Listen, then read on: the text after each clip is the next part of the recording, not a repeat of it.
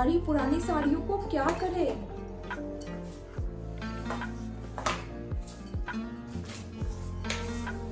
प्रणाम, नमस्ते, welcome to my all sari recycle ideas day 1।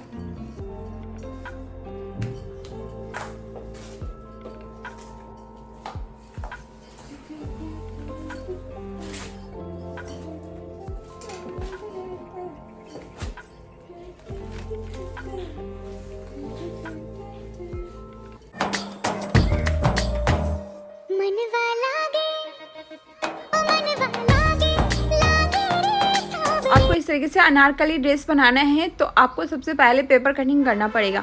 उसके हिसाब से या फैब्रिक पे रख के या कोई ओल्ड साड़ी है तो उस पर रख के आप इस तरीके से आप डिज़ाइन बना सकते हैं। तो मैं तो ओल्ड साड़ी का ही बना रही हूँ ये डिज़ाइन। तो सबसे पहले आपको पेपर को इस तरीके से आपको फेविक्विक से चिपका देना है और चिपकाने के बाद इसको फोल्ड कर देना है। फोल्ड करने के बाद फिर आपको जितना लंबा चाहिए आपको सूट उसके हिसाब से आपको कटिंग करना है। तो मैं 46 के हिसाब से कटिंग की हूँ। उसमें मैं 1 इंच ऐड की थी तो 45 चाहिए था तो 46 लिया है मैंने। उसके बाद फिर मैं लूँगी आर्म होल से लेके और हिप तक का पूरा नाप एक बराबर ली हूँ।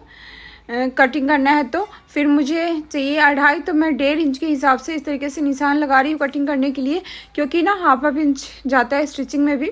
तो इस तरीके से नीचे मैं 3.5 इंच ली हूँ तो 7 आ जाएगा, डबल है तो इस तरीके से मैं कटिंग करूँगी पूरा।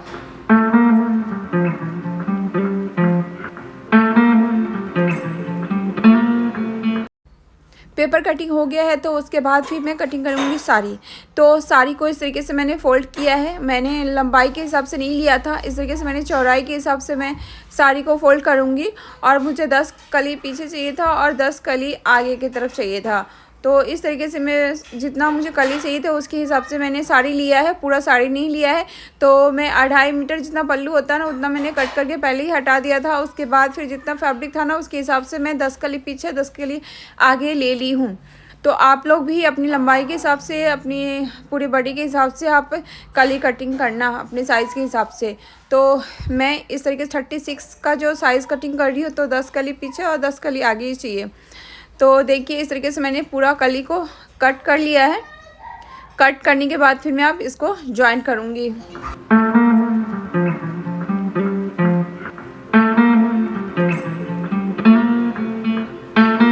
कली कटिंग हो गया है तो उसके बाद फिर मैं अस्तर कटिंग करूँगी। तो अस्तर को मैंने डबल फोल्ड कर दिया है। उसके बाद मैंने पूरी लंबाई ले लिया है 46।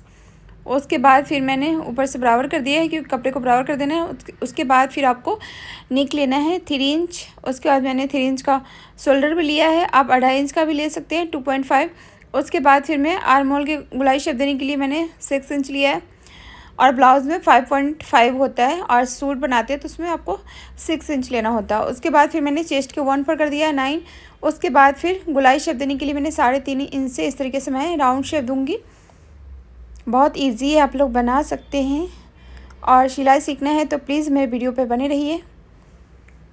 और उसके बाद फिर मैं वेस्ट की फिटिंग दूंगी। ऊपर से 7 इंच लिया है और फिर मैं 7 इंच लूँगी हिप तक तो पूरा 14 आएगा। पूरी लंबाई आर्म होल से लेके हिप तक का 14 आएगा। उसके बाद फिर मैं हिप के 1/4 करूँगी। तो हिप 40 है तो 10 लिया है मैंने। ऐसे 39 था मगर हाफ इंच मैंने लूजिंग लिया है क्योंकि लूजिंग सही रहता है।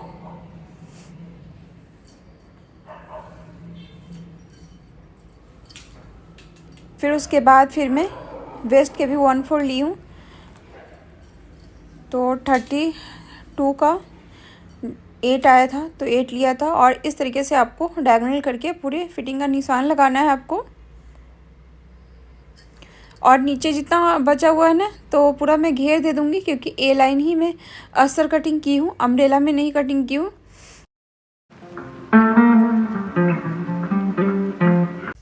फिर आपको स्टिचिंग के लिए आपको 1.5 या 2 पॉइंट आपको छोड़ देना होता है। तो इस तरीके से मैं छोड़ देती हूँ। उसके बाद फिर मैं इसको कटिंग कर लूँगी निशान लगा के।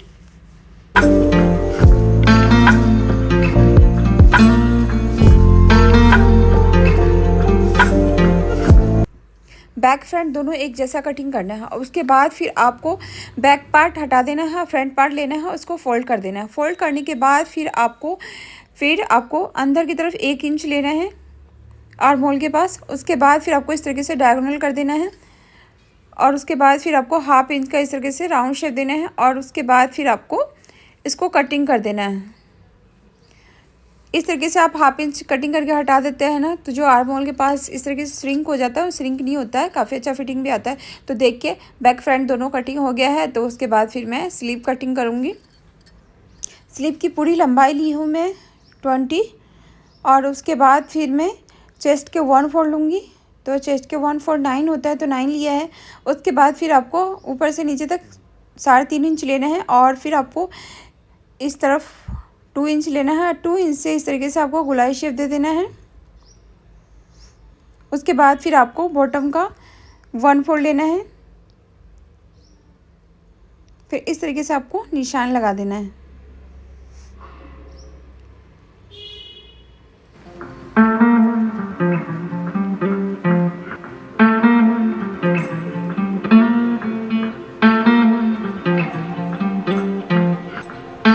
स्लीव कटिंग कर लेना है। उसके बाद इस तरीके से डायगोनल निशान लगाना है आपको और ऊपर से नीचे तक आपको 75 के हिसाब से आपको इस तरीके से कट कर देना है। जैसे मैंने उसमें फ्रंट पार्ट में कटिंग किया है उसी तरीके से आपको स्लीव में भी कटिंग कर देना है और उसके बाद ही आपको फ्रंट में ही उस पार्ट को ज्वाइन करना है। स्लीव कटिंग हो गया है तो मैं नेक कटिंग करूँगी। तो सबसे पहले मैं पेपर फ्यूजिंग ली हूँ, उसके बाद फिर मैं 3 इंच ली हूँ ऊपर से और 3 इंच आपको लेना है नीचे भी। उसके बाद फिर आपको 7 इंच के मैं लंबाई ली हूँ और आप लोग जितना लेते होंगे उसके हिसाब से आप लंबाई ले लेना। बहुत लोग होते हैं कि 6.5 लेते हैं और बहुत लोग 7 इंच लेते हैं, 8 इंच लेते हैं, तो मैं तो 7 इंच लेती हूँ। तो उसके बाद फिर मैं इस तरीके से राउंड शेप दे दी हूँ और उसके बाद फिर फ्रंट हो गया है तो बैक भी कटिंग कर लूँगी मैं इसी तरीके से। आपको सिर्फ लंबाई करना है एक्स्ट्रा। तो इसमें मैं लंबाई 10 इंच ली हूँ और इस तरीके से मैं राउंड शेप दे देती हूँ। 1-1 इंच मैंने बाहर की तरफ छोड़ दिया है क्योंकि स्टिचिंग के लिए। और उसके बाद फिर मैं इसको कट कर लेती हूँ। तो फिर नेक फ्यूजिंग पे नेक बनाना बहुत इजी है, बहुत ही आसान है, बहुत फिनिशिंग के हिसाब से बन जाएगा। तो आप लोग इस तरीके से आप ट्राई कर सकते हैं। आप लोग को नहीं आया होगा समझ में तो मैं इसका वीडियो स्पेशल अलग से मैं बना के आप लोग साथ शेयर ज़रूर करूँगी। तो प्लीज़ मुझे कमेंट करके जो बताना आप लोग, ठीक है। तो देखिए मैंने कपड़े पर भी इसको चिपका दिया है फ्रंट पार्ट को, अब बैक पार्ट को भी चिपका दूँगी। तो चलिए मैं कली को पहले ज्वाइन कर लेती हूँ, उसके बाद ही आगे का प्रोसेस शुरू होगा। तो कली को मैं एक करके रख लेती हूँ क्योंकि बैक में टेल लगाना, फ्रंट में भी टेल लगाना है। तो मैंने हाफ हाफ करके इस तरीके से मैंने रख लिया है और उसके बाद फिर मैं सबको कर दूँगी स्टिचिंग। और स्टिचिंग देखिए एक एक करके आपको स्टिचिंग करना है।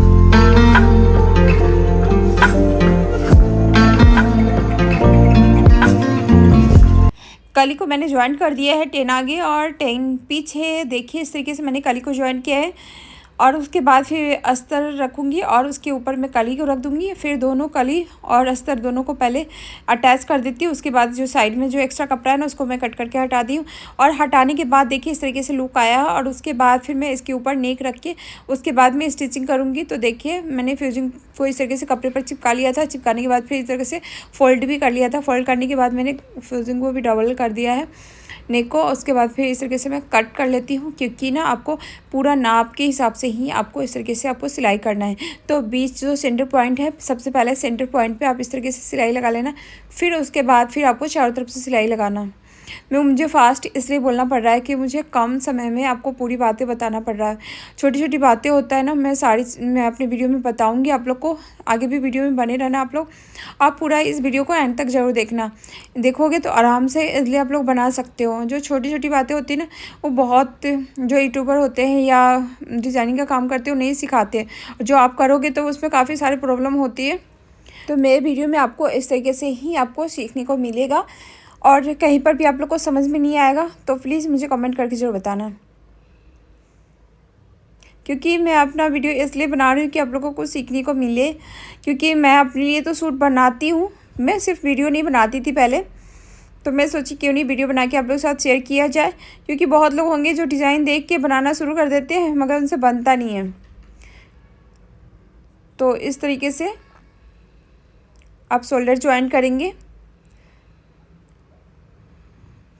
तो बैक और फ्रंट का इस तरीके से मैंने ले लिया है शोल्डर, और उसके बाद फिर मैं पहले शोल्डर इस तरीके से मैंने तुरपाई नहीं किया था और स्टिच भी नहीं किया था नेक को, तो दोनों को पकड़ के इस तरीके से मैं शोल्डर ज्वाइंट कर रही हूँ।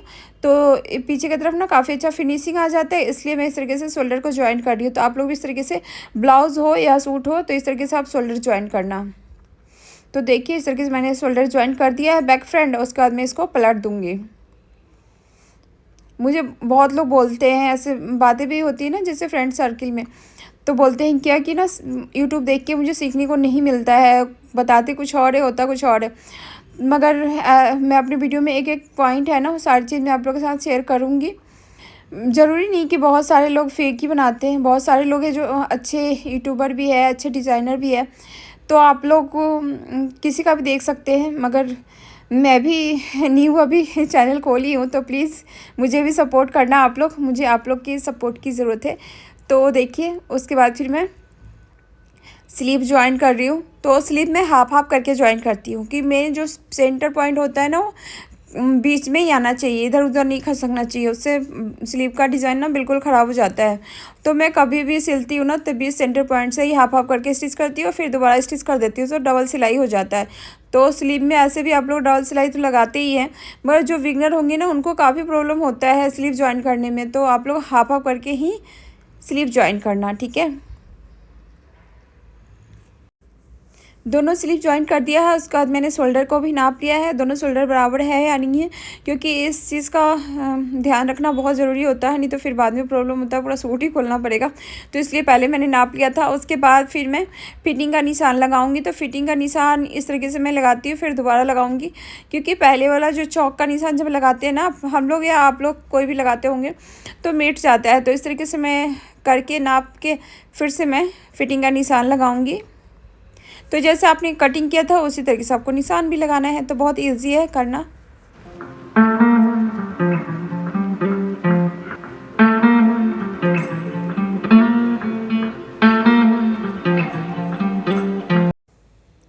फिटिंग के निशान लगा दी हूँ और उसके बाद फिर मैं इसको स्टिच कर देती हूँ।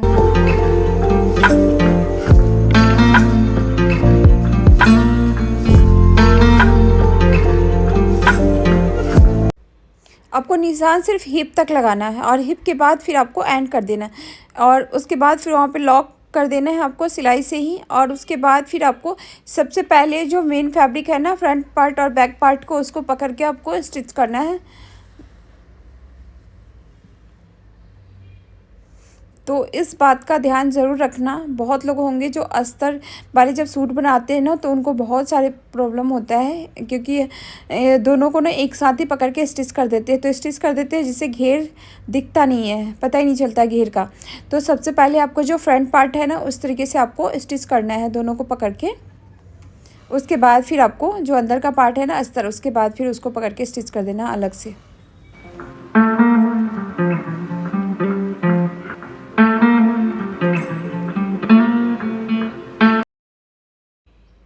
तो देखिए सूट बन के कंप्लीट हो गया है और कितना प्यारा लग रहा है ना। तो इस पर मैं आयरन कर दूंगी तो काफ़ी अच्छा फिनिशिंग भी आ जाएगा।